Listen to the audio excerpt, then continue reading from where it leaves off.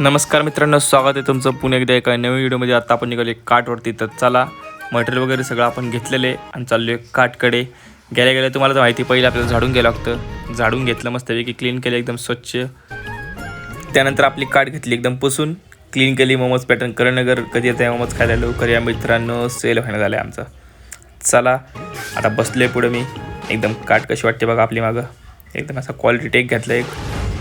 त्यानंतर आपल्याला ऑर्डर आली पनीर फ्राईड मोमोजची, ती पण आपण त्यांना कंप्लीट करून दिली। पेरी पेरी मोमोज होते त्यांचे। त्यानंतर आपल्याला आली स्टीमची ऑर्डर पण आपण त्यांना कंप्लीट करून दिली।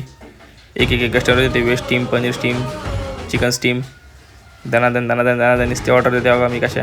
बऱ्यापैकी सेल चालू होता, नुसते स्टीमचे कस्टमर, पनीर पेरी पेरीचे कस्टमर, ओकेमध्ये सेल चालू होता। म्हणले मेयोनीजच्या पुढे इकडे आपल्या भरून घ्यावं, तोपर्यंत कस्टमर नव्हते। मेयोनीजच्या पुढे सगळं भरून घेतल्या।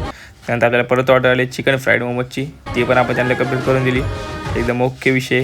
त्यानंतर कस्टमर कुठे गेले काय माहिती, जेवण झोपलं वाटतं घरी जाऊन, वैताग आलतले।